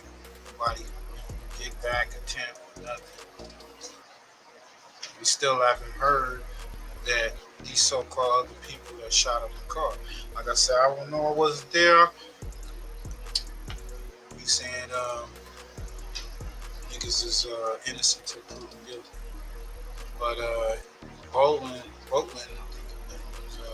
he already plead out. So he should be out in less than 10 years. Sheesh. I don't know, Push. What's your thoughts, man? You think that boy Melly got a chance in hell to get up out of this? I don't know, bro. I mean, they don't really got anything, and it's just now everybody's word. I mean, you don't got a bloody jacket, bloody gun. Right. You know, dude got a great memory. That's all I say. Nigga tell you, yeah, nah, he didn't have, you know, he had on orange drawers. So, yeah. He got a great memory. Yeah, he know details like a motherfucker. Who was asleep, drinking, all that shit. Yo, we got the current state of gang banging. The Crip report card. Y'all gotta check this out, man. Some new players on here. Rap news and street politics. They going in on Seti Nash. See what Seti Nash's score. What I'm gonna speak on is somebody that I've been personally. Shout out to Rap News and Street Politics. Y'all go to the running numbers. Confused and low-key conflicted on for a minute, man. I wasn't made aware of this dude until recently. And as soon as I seen him, I'm like, man, I don't know. We got Seti Nash, neighborhood rolling 60 Crip. Start your career in the trades with NLC, the largest line worker training provider in the U.S. C-over-I-P, yeah, down to SAC. What up, cuz? What up, cuz? This is the famous Crip, Seti Nash. He gonna speak on when he got put on. He got put on late in his years. A lot of questionable things he been doing online. Let's get to it. I never bang on wax, I bang on cats. District crippin', like we bringin' them walking cage cat. Whistle when you see that. Get that, you see them blue bandanas on bananas like a gorilla. Now, I've been seeing a lot of segments on Seti Nash and his origins, you know, and I'm not saying or talking down on people that come from out of town and join a LA hood, you know. I will say the success rate and really coming out on top of doing something like that is extremely low. You know what I'm saying? Not growing up with niggas, not being around from the beginning and popping out of the blue, you know, especially in your later years. I'm not talking about 13, 14, you know, starting high school out here and then, you know, doing your shit. But I'm talking about after high school, coming out here and aligning yourself with a set. You know, it's not too many ways that shit can turn out positive. I'm gonna just keep it real. And this is low key what we kind of seeing with Seti Nash. That's called late bloomers. You jumped off the porch at about when you're supposed to be trying to get a job or some shit. You know what I'm saying? But yeah, man, that's kind of looked down on. You know, you started gang banging at 17, 18. You know what I'm saying? 17, 18, 19. And some people gang banging in their 20s. Like you didn't grow up with these dudes. You know, at that age, you're supposed to be like moving up to a certain level in your thuggery, and you jumping off the porch at that time is crazy. I seen it's a video out there on YouTube where I think the dude is like 30 something, and he gets put on Blood Gang. I think they get put on Hacienda Heights or whatever. I'm like, that's crazy in itself. But they beat his ass, and then the people ask the question like, "Nigga, you 30-something, just trying to gay, man." He got put on by the little homies. Now, like I said, with his origins, we know he's from up north. He's from SAC. And there's a lot of videos of him as an older young man with the members from SAC and not pushing 6-0 shit. You know what I'm saying? He's pushing a hood out there, and there's nothing wrong with that. We know what's going on up there and what's been going on up there in the Bay, in SAC, and Stockton. It's getting cracking. It's nothing to be played with up there. So my thing is, if you was banging a hood up there, why not stick with it? That's where questions start. So this is the first Crip song, Crip theme, Crip anthem he put out some years ago. And like they saying, he wasn't banging 60s in this video. He was like Man or Crip or something. So they calling him a hood hopper as well. To arise for me, what happened? Now, some dudes have been on his heels lately. Byron Blake, Munchie B, they've been on his dude heels and providing receipts. One instance where he said he was from a SAC hood since he was 9. I believe that hood is Manor Crip. Now, before I really knew who this dude was, I heard Jaleese bring the situation up, man, probably last year. And I didn't look into it, but I remember her saying this dude's name and kind of insinuating that he was on bunk down here, but I didn't look into it. But now things have came to this. And we also seen him on a news segment talking to the news people about a shooting. When you heard the argument, was it a long argument? Was it just short? Did it seem like they knew each other? It was static. And his friend was like, he not even a part of this. That nigga was a witness. You see that? Cedric Adams, witness. They call him the cop calling Crip now. That's what Brian Blake calls him, the cop calling Crip. That's funny as hell. We did a segment on this, and a few other content creators did. What in the life to possess you to go get on in front of a news reporter and start speaking on a murder that just occurred? I don't know. I wouldn't have did it. But he's on the video. He said he was a crisis actor, which Hood that fame. was some bullshit. What you say? Hood fame. Hood fame, yeah. Yeah, just trying to get famous. Trying to be famous. This is a DP right here. This is a no-no. Most people who do say, oh, we got some witnesses that speak on the news, they usually have a face covered. You can see their legs, you know what I'm saying, the bottom half, and they distort their voice, alter their voice and shit.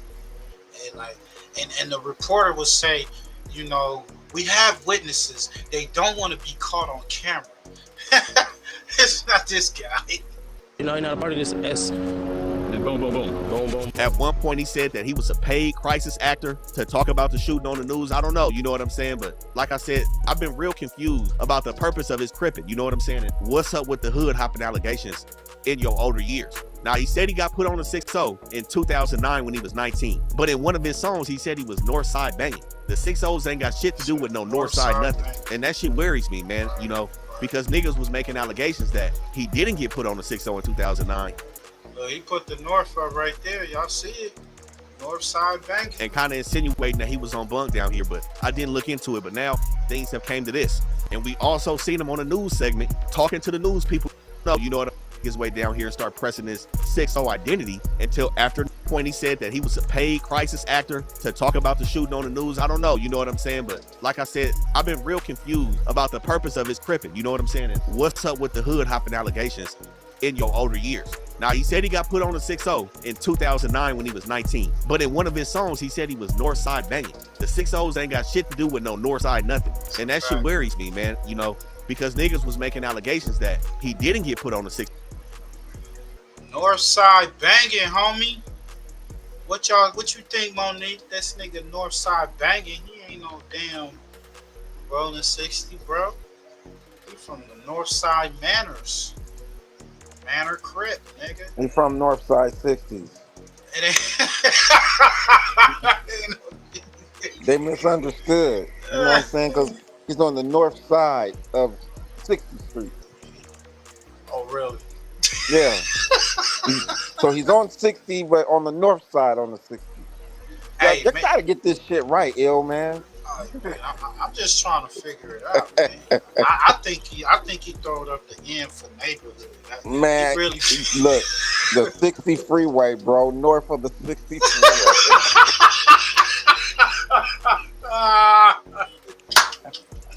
That nigga coming to your house, nigga. That's funny as hell. Northside banging, y'all. So in 2009, he didn't make his way down here and start pressing his 6-0 identity until after Nipsey passed. And I hope this ain't on no be all you can beat type shit, you know. He felt like it was his duty to pick up the Crip torch after Nipsey was killed. You know, I think they call them delusions of grandeur. And it seemed like he aligned himself with Big U, but also said that he's from Sac, but he rocks with the 6-0s when he's in LA. He told me that he got banned. He got put on at 19. I asked him when he get put on. You know, he said he came down. He said his cousin kept pressing him. So he was like, yeah, you might as well just get put on. So he got put on at 19. You know, I didn't say nothing. I'm like, whatever.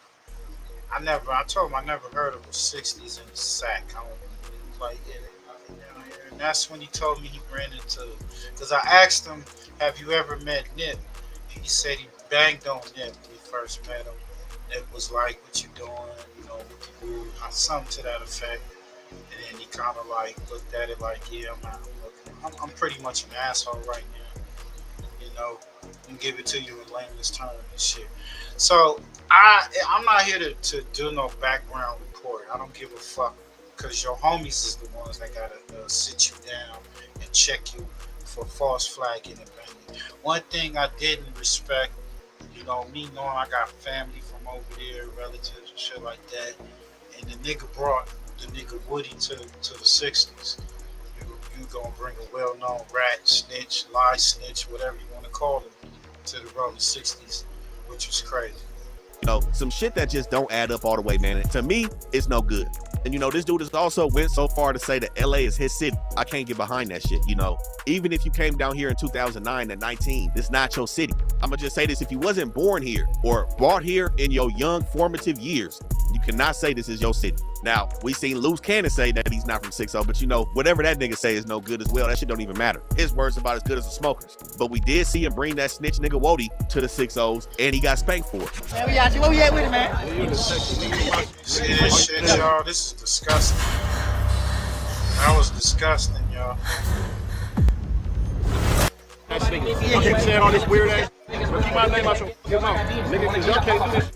We the Lamborghini niggas, always outside, bitch ass niggas. You niggas don't stop playing with you, niggas. Real talk, niggas. I'm not no internet niggas. We ain't going back and forth, y'all niggas. This is just not the representation that niggas want coming out the city, man. Like, if you really from the city, anybody from 6-0, whatever hood you from out here, the shit has to be upheld a certain way. And I spoke on this a lot of times with a lot of different hoods, allowing certain people, especially on social media, to push their sets. And that should just be rubbing me the wrong way, because it don't look right, it don't sound right, it's just not authentic. And that's the vibe that I'm getting from Seti Nash, man, with his crippin'. Now, I've seen he got ties to Oklahoma as well. I don't know what this Oklahoma shit's about, but I think overall he's a cool, regular internet personality. The gangbanging doesn't have to go with that. You know, he got a good following on his channel. I don't necessarily think it's because of the crippin'. So I honestly think him and the crippin' can part ways, you know, separate itself. You know? You hear that, Nash? You need to separate your crippin', because you're not crippin'. Just keep doing the YouTube shit, the content creator, whatever you're doing over there. Don't keep doing that, because crippin' is not you. You know, because you got to think, if you was in another city, damn near, you know, when you up north, you might as well say another state. So you in another city, state, and you banging a hood. That means you grew up with these homeboys from teenager all the way up. Y'all done been through some shit. And from his back record, he done got into some shootouts or some shit. You know, y'all can go deal with that and check out his paperwork, whatever. So it's like you went through all that to get pressed by your cousin to come down here to be from Rolling 60s. That's asinizing like a motherfucker. It's just like when a lot of rappers, they get on, they gotta align themselves with some gang or whatever to get some type of validation. And you don't need it, homie. Like you said, separate yourself from the crippin'. just not a keyway. That you trying to be like a Rolling 60 mascot or some shit. But he felt that his grade that he got on the crit report is the reason is because Brian Blake. It's Brian Blake's problem. So continue like that for real. And I honestly don't think anybody will look at him funny. I'm gonna just keep that shit 100. But as representation of neighborhood Rolling 60 Crip, I gotta give Ceddy Nash an F, man. It's just not right. Even if the nigga that got put on, all that's cool. But like I said, coming out here 19, 30, look, it's a way to pay homage without fully involving yourself into these politics, man. So Ceddy Nash, we gotta give him an F. Now next. This nigga got an F, bro. That is sad when you got an F in Crip.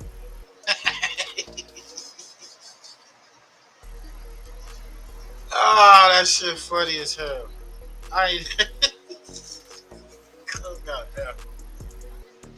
Yo, he got the same grade as Brandon, and Brandon ain't from. Brandon claimed, I think he was from the 20s or something like that.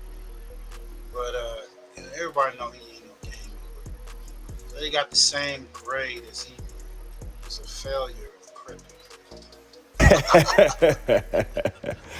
He got exactly what he was looking for, you know, man. Hey, look, shout out to LA, man. Shout out to Rap News and Street Politics. Ceddy Nash, the cop calling Crip, just got a F on his Crip report card. Ceddy got an F on his Crip report card. And he decides that he is going to take to his platform and place the blame on who? Me? Man, that's crazy. Hey, look, we got to dive into this because this get crazy. And I got a few things that I want to add in as well. But yeah, man, said he got an F and decided he was going to go on his platform and go on a rant. But I think overall, he's a cool, regular internet personality. The gangbanging doesn't have to go with that. You know, he got. Who's giving grades?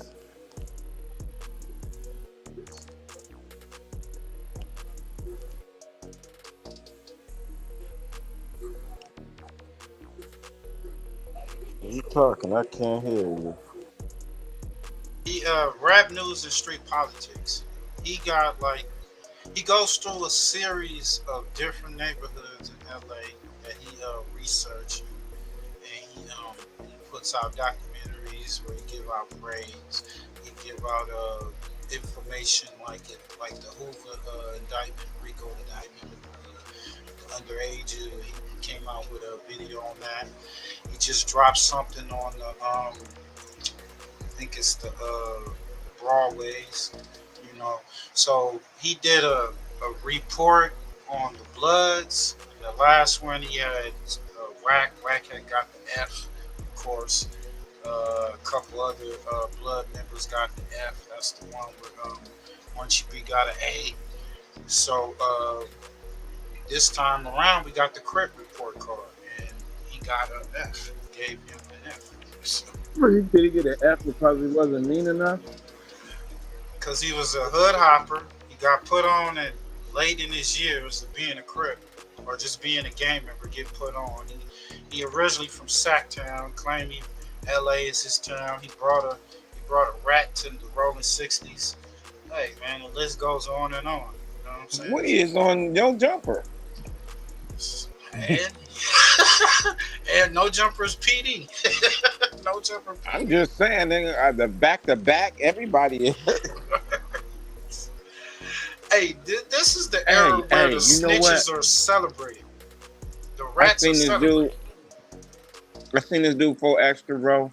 Yeah. He did a video talking about Reese's, bro. Oh yeah, that shit was funny. I was like, what the hell?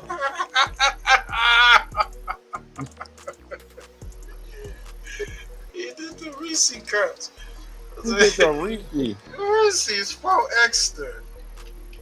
This is off the back. Reese's reactions. Here we go. Off the back. You know I had to do a video to this. So these niggas then came out with some new candy. Reese's Pieces. First off, nigga, my first name is Reese. It's my favorite candy. Vernon Avenue off the bat. Damn, homie's my favorite candy. But nigga, they came out, nigga, with the Reese's mixed with the white chocolate. Yo, that's a fact. And shout out to Monique. Because back in the days, you couldn't just be from another city, another state, and then just get put on. Like, you didn't grow up with nobody around you. You just want to get put on the set. That was looked down upon, just like getting put on in prison was looked down upon. You know, so there's certain things, even in this fucked up, culture when it comes to that. That's one of the things that they look down. And the fact being a hood hopper, even though back in the 80s, it was like late 80s, early 80s or some shit. A lot of niggas is, you heard about the Transformers. Niggas was jumping hoods. They was one, you were blood today, now you a Crip, you know, or you was from this hood, now you went and got from this hood, you know, that was looking down. With Oreo. What? I'm like, what? And I see niggas, I gotta taste this. Then they came out with another one. Nigga, Oreo Reese's cookie. Nigga, cuz. I'm like, cuz, let me see, cuz sometimes, cuz, but nigga, this shit is sick. So you know, nigga, I like the sticks. The sticks fire. You know, it's my favorite candy and my name, Reese's. Nigga, like Reese's Pieces. That's what, you know, he just be calling me Reese's Pieces. Vernon Avenue. Dead homies. They know me, they gonna call me. So I'm about to taste this motherfucker. See how this motherfucker tastes, because I gotta let y'all know how it tastes. See if this motherfucker really tastes like it's supposed to taste. From Vernon Avenue. Let me open this motherfucker up animal style. Y'all niggas in the hood. Trying to advertise candy push. Let me see this motherfucker, kid. Let me see this motherfucker. This motherfucker Nigga trying to change his PR. Look at this motherfucker. You look so mad, nigga. You gotta look happy, nigga, so get some Reese's. With the black wrap around it. Hey, when Craig Mack was promoting Popeye's chicken, the 555 meal, he was so maybe get a sponsor for Reese's, man. Maybe Reese's or Oreo. I never pick him up. Motherfucker, what the fuck? Look, white with the chocolate at the bottom. Taste this motherfucker. I ain't gonna lie. I thought he would have did something like that and been looking at a watch or something. Not no motherfucking Reese's. I mean, looking at a watch or a new pair of shoes. Like, bro, you see these new Jordans? You know? Right. Jordans motherfucking Reese's. That motherfucker. Next thing you know, you're gonna come over here with the Nipsey burger, nigga. Like, nigga, you tried the burger. Nigga off the motherfucking bat. This motherfucker. I'm that idea. I ain't gonna lie to that nigga. How about the game go? You motherfucker. That motherfucker. Hold on. Let me crack this one open. See if that motherfucker's sick. That's what that motherfucker's sick.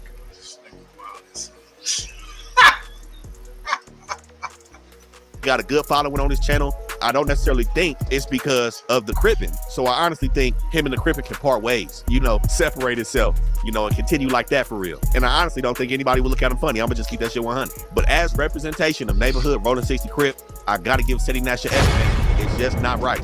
Even if the nigga done got put on, all that's cool. But like I said, coming out here 19, 30, look, it's a way to pay homage without fully involving yourself into these politics, man. So City Nash, we got to give him an F.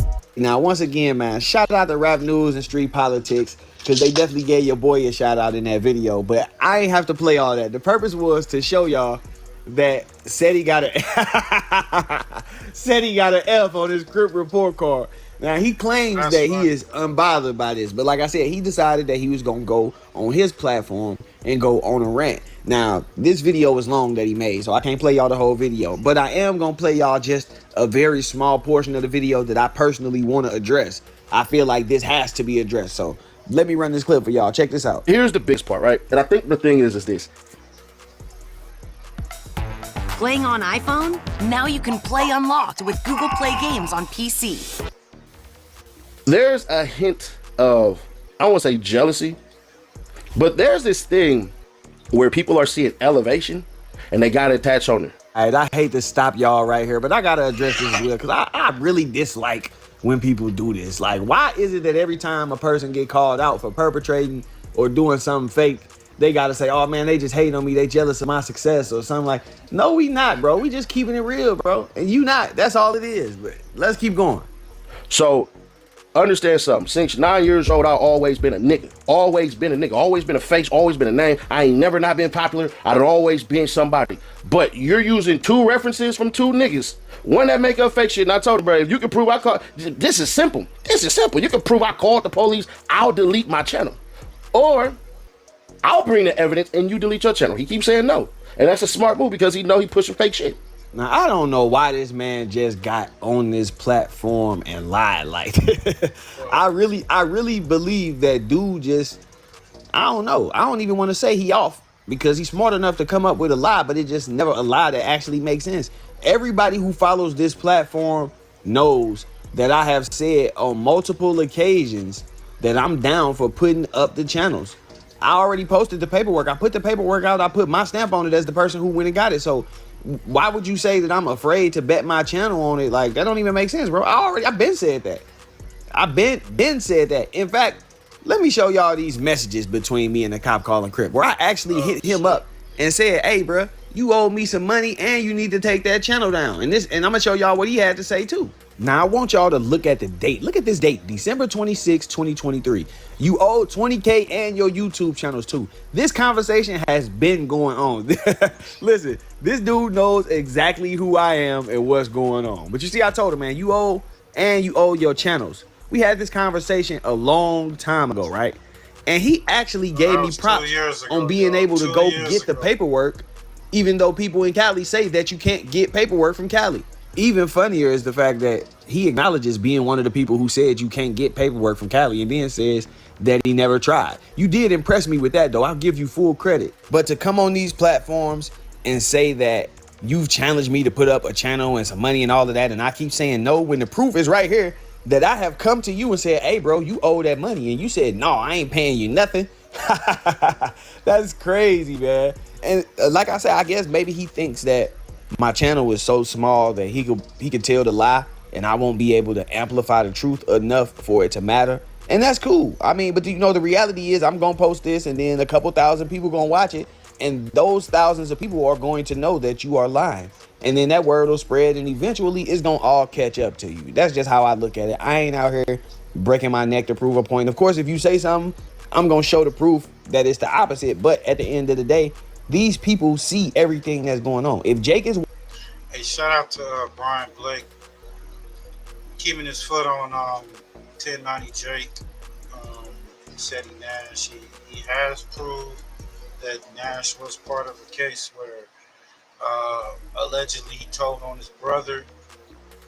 And it was some situation where some dudes were shooting at him, or his brother and his people were shooting at him. Whole little situation. Y'all can check it out. Go on Brian Blake's channel. And he got the breakdown of 1090 Jake snitching on inmates in Florida, the whole grievances letters. He was breaking down his background, how he became a blood, all this shit, man. He goes in deep searching. So shout out to Brian Blake, man.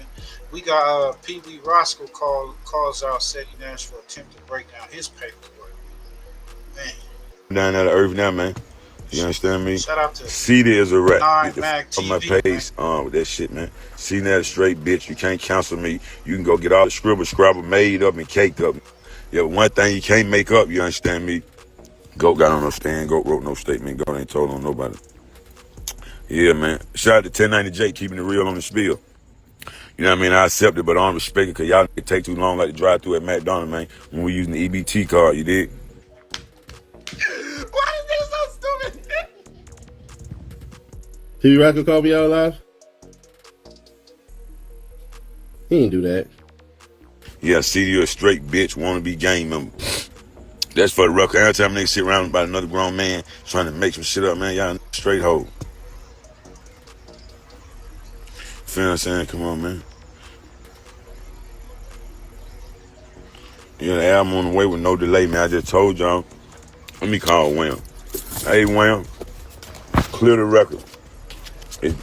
Yeah, man. You know, we got to get these records clear and things. Y'all know how this shit go. You understand me? These so mad in their feelings, you understand? Throwback money. We ain't gonna let them stop us. We together like this bankroll, man. You understand me? We like Benjamin Franklin. We forever, man. And know some blues. Go watch school to get your merch. Get yourself together, man. I'm Spider Living. Yes, sir. Hey, Spider, I love you, boy. We appreciate you, boy. You dropped that album. I got all type of shit in the mail. The goddamn UPS man can't fit in the mailbox, boy. In the driveway, man. FedEx man can't even fit in that, man. I got so much shit. Yeah, tell the wanna-be CEO, man. I got the biggest motherfucking documentary, you understand me? Yeah, I got your life savings right here. Seed and Nash Academic, y'all ain't making us a year, man. Y'all clickbait, man. You understand me? This is a checkmate. Yeah, when I talk one time, I charge, man, like a crime. Come on, man, y'all little boy better sit down. I already know you the nigga with some fake dread waking up with sugar in this motherfucking tank. Somebody getting money, man. Laying up, playing with his sister and his mama, man. I went across the street with you. Come on, man. Hey, man, I just told you, man, the sucker can't do nothing with me, man, but be me, but chewing tobacco on old, man. Come on, man. Yeah, man. Yeah, man. Hey, man, that ooh scooty out, man. Get your paper up, man. Yeah, with your broke ass. Yeah, tell my you a 6-show crib. Man, nigga better check you off the rib. Hoe ass. Yeah, man, I catch your little bitch ass. I'ma slap you farther than motherfucking God sent you in your last car accident. No, I ain't mad. I'm just having fun on you broke ass, man. But keep my name out your motherfucking mouth, man, because it's soon it tastes like motherfucking salt. You understand me? Oh, a pound on the spoon in there, man. You understand me? Motherfucker gonna bust your temple, man. Yeah, brother. 1 minute, 37 seconds later. If you were detained at any San Bernardino juvenile detention facility, such as High Desert or Gilbert Street... This is the money glitch that... Yo, he said the paperwork fake. No, he didn't. Yes, he did. He did. No, he didn't. That loser said, he said the paperwork is fake. He said the paperwork fake. That means Thug didn't know. Oh, bruh. That means Young Thug didn't know. That just said I made up the paperwork. How would I make up Manny Aurora? I can't. They hit my channel. I ain't gonna lie. They hit my channel. Them niggas hit my channel if I play that. He said the paperwork is fake. Good. So put out the real paperwork, Pee-wee. So put out the real paperwork. He said, bruh, which means, hey, that means that if the paperwork is true, he told. That's what that means. Hey, man, I don't really give a fuck. Pee-wee Roscoe said he Nash going back and forth, I guess. He talking about he break down his paperwork. You know. Hey, man, go on and get in the ring, man. You got a problem with a nigga, you want to pull out nigga paperwork, get at it. Because if you ain't going to do nothing to this nigga, sit your ass down. Sit your $5 ass down. That's that hoe ass shit. You got some moho shit going on, man. ODM Slim versus Rich Grinder. The receipts not lying. Political Street Views. This is last piece of content, man. Appreciate everybody pulling up, but check this out, man. Shout out to Political Street Views. Shout out to ODM Slim. And we know haters over here. Shout out to Rich Trapper, aka Rich Grinder. We're gonna get to it. Run a man down like a no-good transmission. Rich Grinder then hung himself again. Somebody cut that boy down. Matter of fact, let him hang dry. I wasn't finna get this dude no more time until I seen it was still playing games on Instagram. Him and the 21 Questions podcast dude. And ain't got one answer for all the dust he kicking up online. These dudes the definition of keyboard warriors. You know the Powerpuff Girls have to link up. try their best attempt to go viral. Rich Grinder finna start back selling dresses, $40, or he gonna be over there at the post office with a secret lover. Lil Zay went over there to Mexico, got them cheap ass veneers for 80 pesos. Cat that got his nails done and everything, feeling like the little 304 that he is. He think he doing something with that there sheet ass gold. Nigga bunk as hell. Hey, what is up with the damn painting nails, man? These niggas be on fucking. They be living their best life. Yeah, he troll everybody all day long. C-Star, Young Ant. This weirdo said Yogi 5 used to be from IFG. Now he at Inglewood crib. Yogi jumped on the comments like, you a real 304. I just woke up, little sitch. You just mad you ain't official, huh? Man, I got too much stuff to do, Keyway.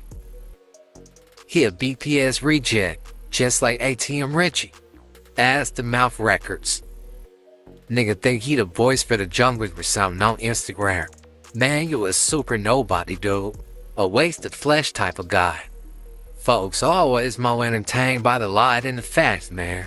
YouTube streets ain't nothing like the real streets, dog. Lil Zay, Carl Malone the mailman, talking about he got the content from his lover boy. Oh yeah, I got the content. Political views gay. Yeah, alright, with that chili bowl cut.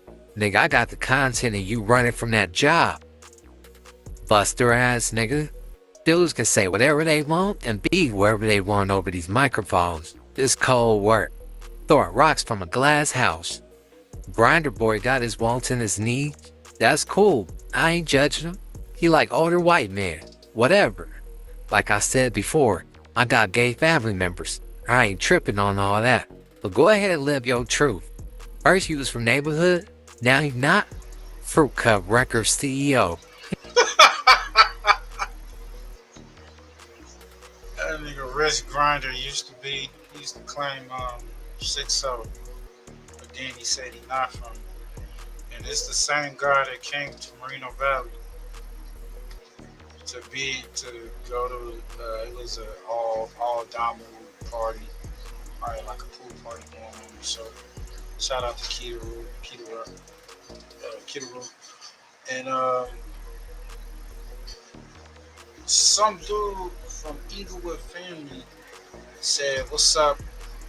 You know, dude said his hood, and Rich Grinder said, "I'm from 6-0." Oh, he said 6-0. And the dude said his hood again, and he said 6-0 again. So you know, when you get to the second time, you know, it start getting aggressive. So it was like, "Nigga, fuck that, nigga. Let's go on and get the squabbling." So dude put down his pistol, and he didn't want no parts of it. Said Rich Grinder got up, went to Kitaru. Kitaru like, "You don't gotta leave. They was just gonna do a little one-on-one." And he was like, "Nah, man, I'm gonna go." I guess when he saw that pistol, he was thinking that, man, I'm in here with all these bloods and Damus. You know, they may just pack me out. You know what I'm saying? So I mean, hey, I don't know. I wasn't there, but you should never leave at home without your American Express card. You know what I'm saying? Not Fruit Cup Records CEO. He don't know what he is. He over there confusing them little boys. How in the hell is you kissing him in the mouth good night? Man, let that go. ODM Slim pulled up the receipts from when the freak initially spilled out the closet on his dumb ass. Damn. Yeah, he called her a bitch. He called her a bitch in there. That's some gay ass shit, right? He called her a bitch, and then text her and say, "I love you." That's a snake in the grass. Boy, just be yourself. If people don't like you if you're being yourself, fuck them. And a snake in the grass, brother. It's a snake in the fucking grass. Shit is embarrassing. Snake in the grass. Snake in the fucking grass. Oh, here, right here. P's and Q's. What day is that? What day is that? October 24th. Shout out to P's and Q's, man. He didn't want to expose. What day is this? Hold on. Oh, yeah, I knew I seen that. I knew I seen something. I be seeing something. I know I got to stop doubting myself, bro. I be seeing it. I be seeing it, brother. What day is this? 150 when? The 24th. What are you trying to say? Hey, Dre, that's some shush money, huh? Don't tell. That hush money. Yo, you see that? You see that? Say, don't tell. That nigga was sending him hush money. Don't tell. Don't.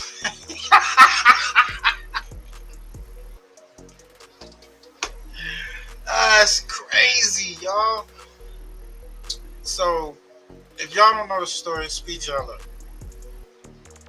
P's and Q's, I guess he was a mod at one point, and something came out where Trap had put a video up, but then the video had it had him going on this Grinder app that was on his phone, and he, I think he got at Drea Virgo, let him know, hey, the dude done got caught on the Grinder app and he's live or something to that effect. And so from that point on, I guess P's and Q's is like, man, fuck it. I think he got into it with Rich Grinder, so P's and Q's, we'll get P's and Q's up there. He could break it down the story, but they got into it, and P's and Q's just let it all out. You know, he let it all out. Now, those were real Texas. You see right there, don't tell. This is the hush money. The hush money. Please don't tell my in the closet behavior. That's crazy. So, you know, Rich Grinder around here acting like he a straight individual, and he really an undercover brother. Down low brother. That's crazy. Keep it on the low. This was in, if you're playing, they don't let it show. The 24th last year. I don't want to know. Keep it on low. I don't want to know. Right. What happened, Richard? Rich Trapper? Damn, Rich. I knew I seen that date somewhere. I knew that date was so, it had to. When I see something, I know I'd be seeing it for a reason. I had to. This date and the date that they hit him and said, hey, that shit is freaky on West Side Crib. It's some freaky shit going on, Richie. It ain't that one. That's why I keep finding that one. That's why I can't see that one. Bring the receipts, y'all. This the receipts. That's crazy. Live your truth. Rich Grinder. Live your truth. Rich Trapper. Bam. You see that? What's that say? Now that's P's and Q's. He's saying answer your phone. It's an emergency about Trap. Tell him to take his last post down because he forgot he was on live recording and recorded himself on his phone going into an app.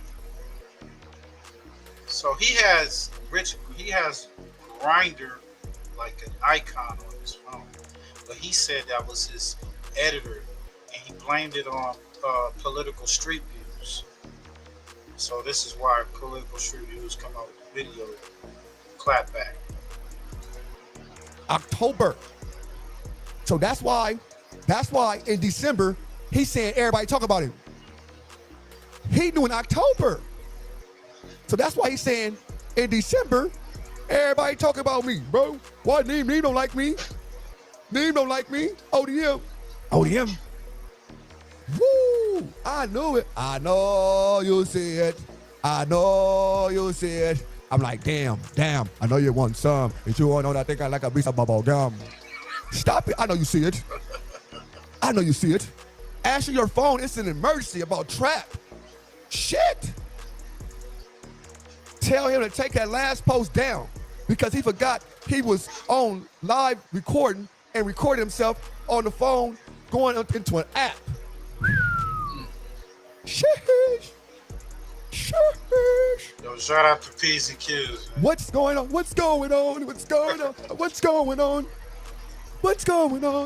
Hey, what's going on? Woo. What you got there? What happened? Sunshine. Picket rhymes, sunshots, and picket bands, sunshots. Love to me, childhood brutality, sunshine. What's going on? What's going on? What's going on? What's going on? ODM slings. Woo. Woo. Woo. This is crazy. It's an emergency. Trap is in trouble. Pick up now. The video. That video. She even picked the video up for him. I recorded it. And I recorded.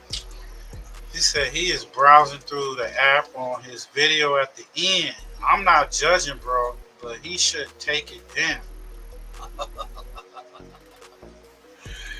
Oh shit! Hey, we gonna get up How I out know? of here, man. Because I recorded it. This is crazy. How did I know? Because I recorded it. Now I'm the editor. Right? I'm the editor. Not Jason, nigga. I'm the editor now. P's and Q's. The person that recorded it. Stop it. Stop it. I recorded it. Hey, y'all go check out Political Street Views, man. We're gonna get up out of here. Appreciate everybody for pulling up. Hey, man, make sure y'all go check out the homies page, Push. And go check out his website, pushypush.com. Let's pull up. He just dropped a new banger. Oh, man, what did we learn today, y'all? Be yourself. Be yourself. What does Satan look like in the middle age and today? Is that the new one that you just dropped? Yeah, 2 days ago. Okay. Hold on 1 second, y'all.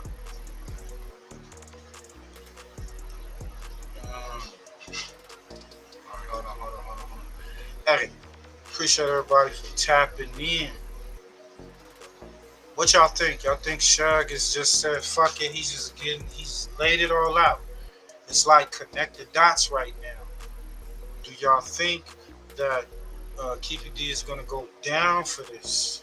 He ran his mouth, he made a book, you know. He said he gave the gun to his nephew, all this shit. Shug is saying that it was multiple shooters. It was more than one shooter. You know, he's connecting the dots, saying Reggie White has something to do with it. He said Snoop Dogg knew about it. He said a lot of other players, David Kenner, knew about it. And Mob James, what he called Rat James, knew about it. This is all come out of Shug's mouth. What do y'all think? And what's up with YNW Melly? Is it a wrap for him? Is he gonna get the death penalty? Is some type of miracle gonna happen and he just gonna walk out of that motherfucker? I don't know. Y'all let me know in the comments. And boy Seti Nash, man, he got an F on his cripple. He need to just put the blue rag down and just stick to doing what he's doing, because the crippin' ain't him. You know what I'm saying? That's what some people say. Hey, this is my boy. Y'all go check him out. What does Satan look like in the middle age and today? Talk to us, Push, before we get up out of here. I see these symbols. What's up, bro?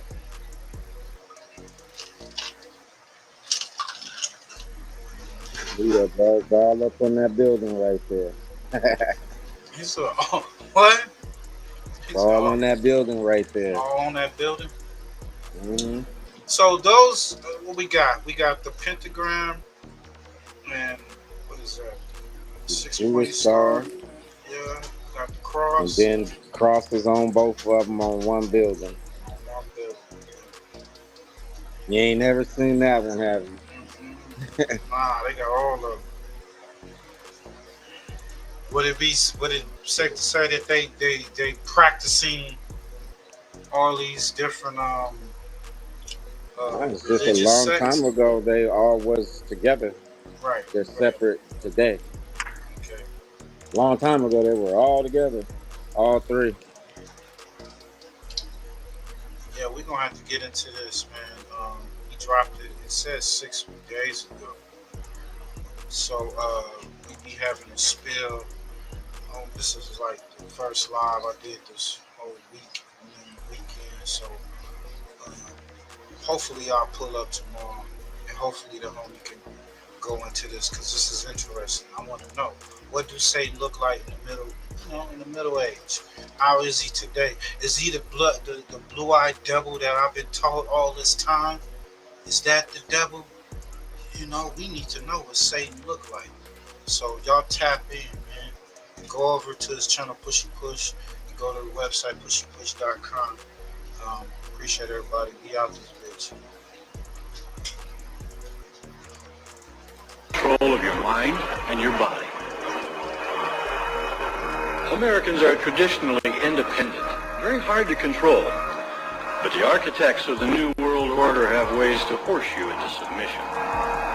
First, through a well-orchestrated agenda including health care, financial security, safety from crime, and environmental issues, the public will be coerced into accepting a national identification card. It will be disguised in the cloak of benevolence, the government doing a great good deed for the people. Once the national identification card is in place, it will become the ID card. Without it, you'll not be able to make deposits or withdrawals at the bank, write a check at the supermarket, or even drive your automobile. Soon thereafter, legislation will require all citizens to carry their national ID card at all times.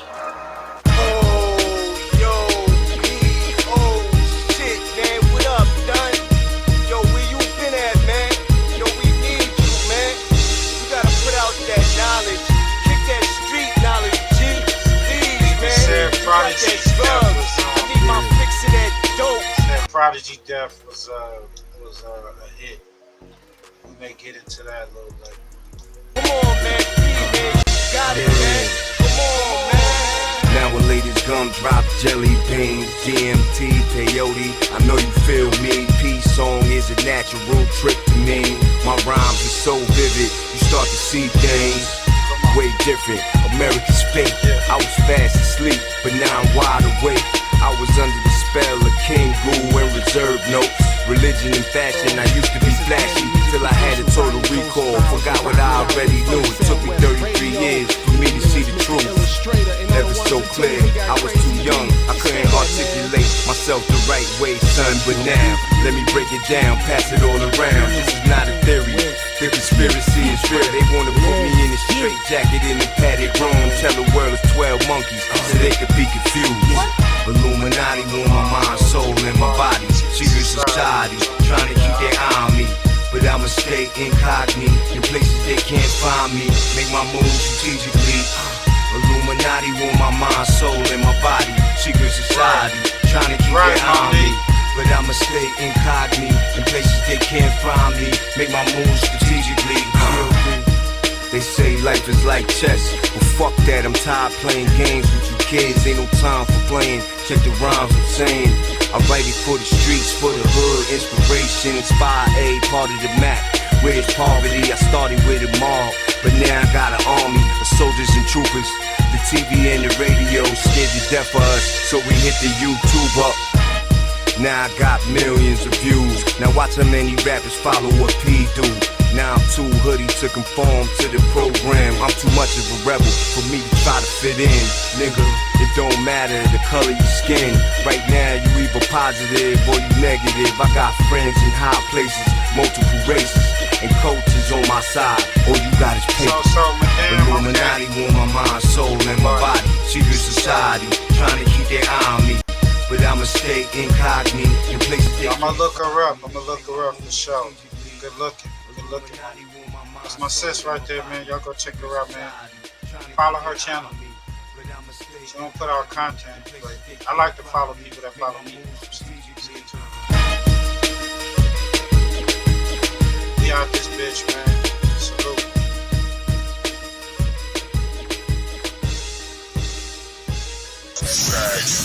FirstFamRadio.com. FirstFamRadio.com.